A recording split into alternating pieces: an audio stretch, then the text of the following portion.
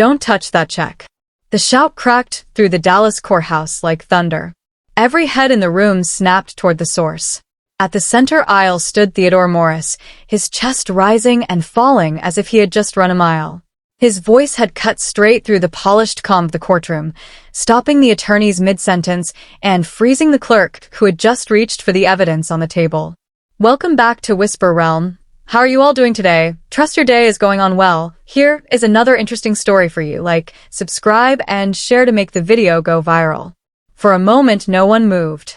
Then the whispers started. Camera shutters clicked rapidly as reporters leaned forward in their seats. News crews from across Texas had packed the gallery, all waiting to witness what many were already calling the strangest inheritance battle in the state's history. At the front of the room, sitting quietly in a wheelchair, Angelina William watched the scene unfold. The oxygen tube resting beneath her nose trembled slightly with every breath. Her once sharp posture had softened under the weight of illness, yet there was still something commanding about her presence. Even weakened, the billionaire founder of William Quantum Systems carried the quiet authority of someone who had built an empire from nothing. Across the aisle, Blake Carter leaned back in his chair with a slow, amused smile. Angelina's nephew looked perfectly comfortable in his tailored navy suit, as if the entire courtroom drama were nothing more than entertainment. One of his attorneys adjusted his glasses and spoke with sharp confidence. "Your Honor, this man is attempting to manipulate a vulnerable woman worth nearly $9 billion. My client simply wants to protect his aunt from outside influence." The judge turned his gaze toward Theodore. "Mr. Morris," he said calmly, "perhaps you'd like to explain why you felt the need to interrupt this proceeding." The room fell silent again. Theodore's eyes shifted toward the small item sitting on the evidence table between the lawyers. A simple $10 bill. He swallowed hard, then looked around at the rows of curious faces. "You still don't understand," he said quietly. His voice carried across the room with surprising steadiness. "None of you understand why she gave me that $10. Angelina slowly closed her eyes. Because Theodore was right. 3 weeks earlier, on a warm Thursday night in Dallas, Texas, she had walked into a crowded restaurant with a small test in mind. She never imagined that $10 would start a war. Earlier that evening, Angelina Williams sat quietly in the back seat of a black Escalade as it rolled through downtown Dallas. Neon signs reflected off the tinted windows while traffic crawled past glass towers and busy sidewalks. Once, those towers had felt like monuments to her success. Angelina had built William Quantum Systems from a tiny cybersecurity startup into one of the most powerful technology companies in the United States. Banks trusted her software. Government agencies depended on her protection systems. Billion-dollar contracts moved across her desk like everyday paperwork. Her success had bought her everything people usually dreamed about. A private jet waiting at Love Field. A sprawling ranch outside Austin. And a breathtaking modern mansion overlooking White Rock Lake, where the sunrise painted the water gold every morning. Yet the quiet truth sat heavy in her chest. None of it had bought her trust. Her father's voice echoed in her memory, something he used to say when she was just a young girl growing up in Austin. "Money doesn't change people," he would tell her. "It reveals them." Angelina used to believe that. Now she believed something darker. Money didn't just reveal people. Sometimes it corrupted everyone around you. Her nephew Blake Carter had been asking about his inheritance more often than he asked about her health. Board members smiled during meetings while quietly positioning themselves for power. Even friends seemed to measure their kindness in dollars. And then came the diagnosis. Stage 4 pancreatic cancer. Months to live. Maybe less. The Escalade stopped at a red light. Angelina stared out the window and made a quiet decision. If money revealed people, then she would start watching more carefully. Not with grand gestures. With small tests. Restaurants. Tips. Simple conversations. Because sometimes the smallest moments reveal the biggest truths about someone's character. And if stories like this remind us that genuine kindness still exists somewhere in the world, then staying close to those reminders might matter more than we realize. The Escalade pulled to the curb outside one of Dallas's busiest restaurants. Pecan Lodge Steakhouse. Angelina stepped out into the warm Texas night. Inside that restaurant, she was about to meet a waiter named Theodore Morris. Inside Pecan Lodge Steakhouse, the air was thick with the smell of smoked brisket and sizzling steak. Country music drifted from the speakers overhead while the restaurant buzzed with conversation. Tables were packed with people, families celebrating birthdays, tourists snapping photos of their plates, and groups of locals laughing over cold glasses of sweet tea. Angelina Williams stepped inside quietly. Tonight, she wore none of the things people normally recognized her by. No designer dress.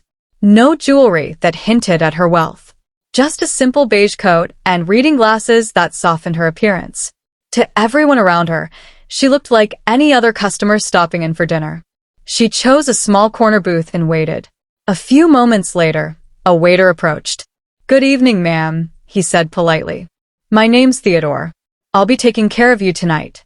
Angelina looked up. He seemed to be in his early 30s, tall, calm, with steady eyes and a quiet confidence that didn't feel forced.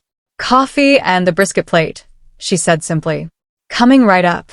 As the evening unfolded, Angelina watched carefully. Something about Theodore stood out. He treated every table exactly the same. A group of loud oil executives near the bar received the same patient attention as a tired construction crew sitting by the window. When a family's young child accidentally knocked over a glass of soda, Theodore knelt down with a towel and reassured the embarrassed parents with a gentle smile. No exaggerated charm. No special treatment for wealthy customers. Just genuine kindness. When Angelina finished her meal, the bill arrived. $48.20. She placed $10 on the table and leaned back slightly, watching. Moments later, Theodore returned. He picked up the receipt, studied the tip, then looked at her with quiet hesitation. "Ma'am," he said gently, placing $5 back on the table, "you didn't need to leave this much." Angelina blinked in surprise. In decades of dining out, no one had ever given her money back. Angelina stared at the $5 bill resting quietly on the table. Most servers would have thanked her and walked away. Some might have even hoped for more. But this man had done the opposite. "Wait," she said before Theodore could step away. He paused, glancing toward the busy dining room behind him. "Do you have a minute?" He hesitated, then nodded, and slid into the edge of the booth across from her. Angelina folded her hands on the table. "Why would you return a tip?" she asked. Theodore shrugged slightly, as if the answer were obvious. "Because it wasn't mine." Angelina tilted her head. "You earned it." "Not all of it," he replied calmly. For a moment he studied the table, choosing his words. "My mom used to tell me something growing up," he said. "If you take what you didn't earn once, it gets easier the next time." Angelina felt something shift in her chest. She studied him more closely now, trying to find some sign that the answer had been rehearsed or calculated. But Theodore's expression remained simple and sincere. "So, what were you doing before waiting tables?" she asked. Theodore leaned back slightly. "I used to teach history," he said. "High school in Fort Worth." Angelina raised an eyebrow. "Used to?" He nodded. 3 years ago, my sister Emily was in a car accident. She survived, but his voice softened. "She can't walk anymore." Angelina said nothing. "Insurance only covered so much," Theodore continued. "The medical bills wiped out everything we had." Now he worked wherever he could. Restaurant shifts at night. Delivery driving during the day. And when he had a few free hours on weekends, he volunteered at a local food bank. Angelina sat quietly, absorbing the story. For the first time in years, she felt something unfamiliar stirring inside her. Respect. Not the kind bought with money. Something rarer. Integrity. Angelina sat in her study, the Dallas skyline glowing through the floor-to-ceiling windows. A glass of unsweetened iced tea sat untouched beside her, her mind racing. She had made a decision. She needed to know everything about Theodore Morris. A few days later, the private investigation report arrived. Angelina flipped through the pages carefully, barely breathing. The findings left her stunned. Theodore wasn't just a kind waiter. He was extraordinary.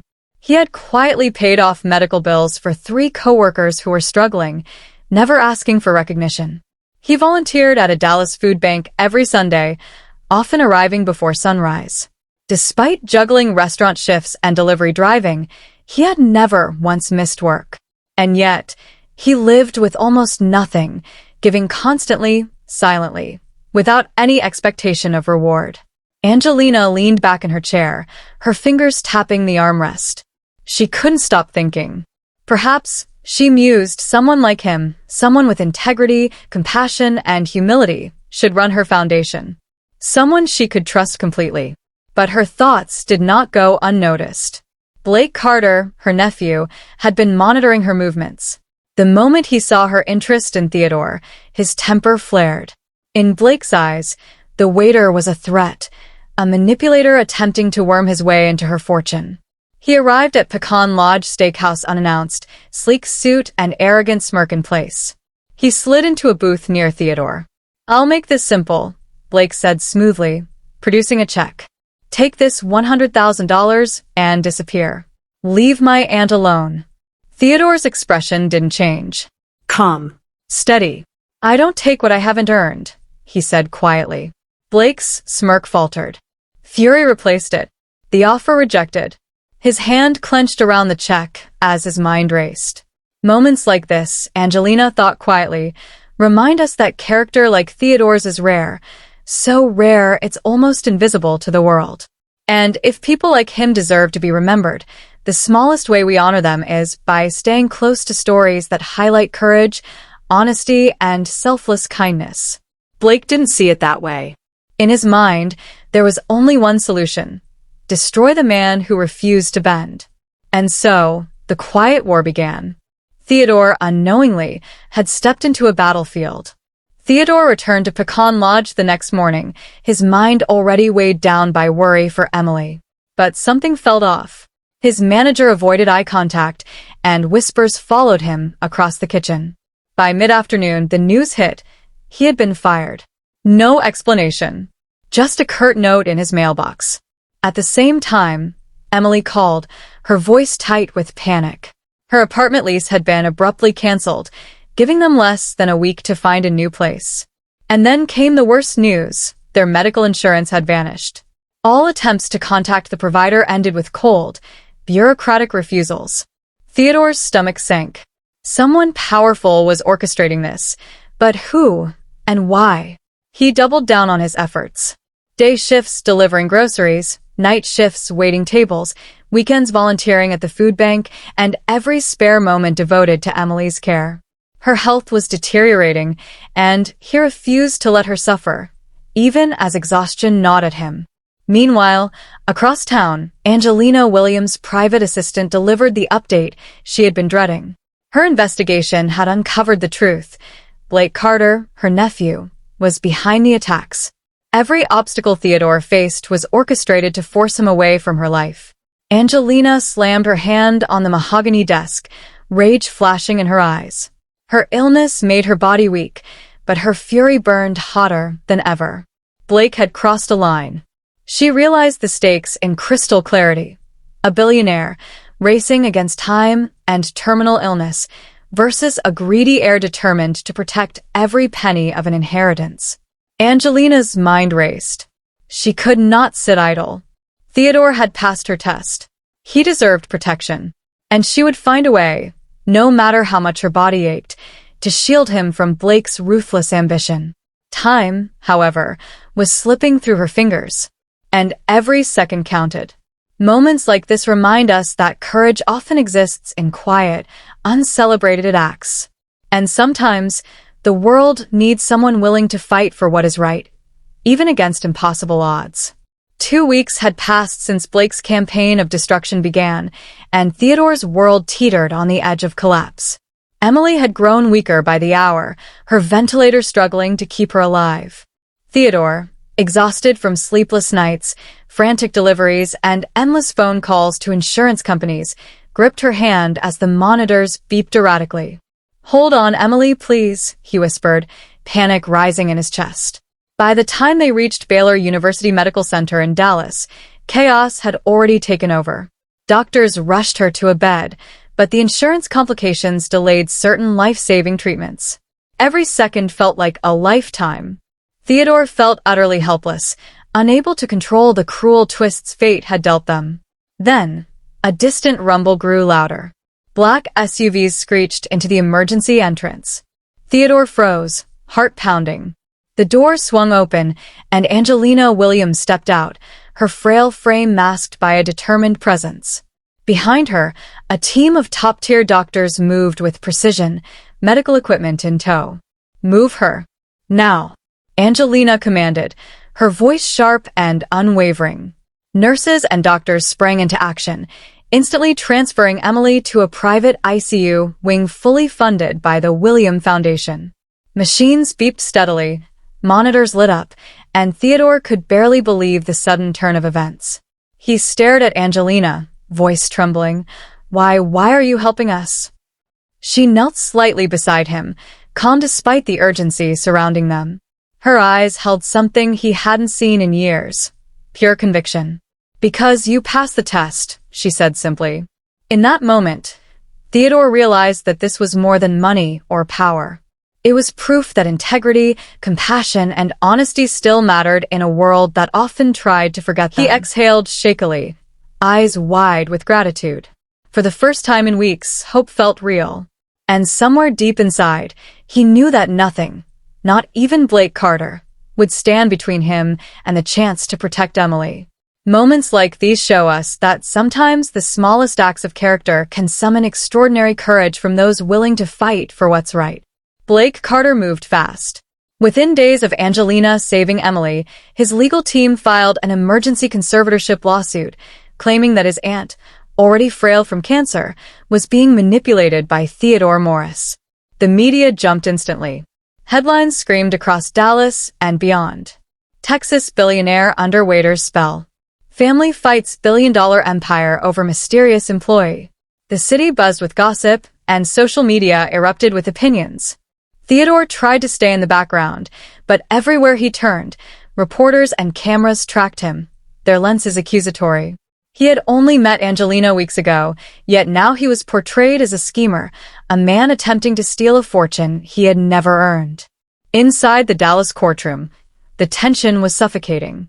Blake's lawyers painted Theodore as a manipulator, using carefully chosen words and damning documents. Every accusation felt personal. Theodore clenched his fists beneath the table, guilt twisting in his chest. If only he could protect Emily without drawing attention, he thought. Angelina, seated in her wheelchair with her oxygen tube steady but fragile, watched quietly. The air in the room seemed to bend around her presence. Despite her pain, she radiated authority. She had chosen Theodore not for money, not for convenience, but because his character had proven itself. "This isn't about money anymore," she said firmly, her voice echoing in the hushed courtroom. "It's about legacy." Those words hung like a challenge. Theodore looked at her, reassured yet nervous. He wasn't just fighting for himself now. He was fighting for the principle she had trusted him with, for Emily, and for the truth about integrity in a world where greed ran rampant. The judge called the hearing to order. Cameras clicked and scribes wrote furiously as every eye in the room focused on the unfolding battle. In that charged silence, Theodore realized this courtroom wasn't just a legal arena. It was the final test of whether honesty and courage could survive against the relentless pull of wealth and family betrayal. Moments like this remind us that doing the right thing often comes with immense risk, and that true character is rarely easy to protect. The courtroom held its breath.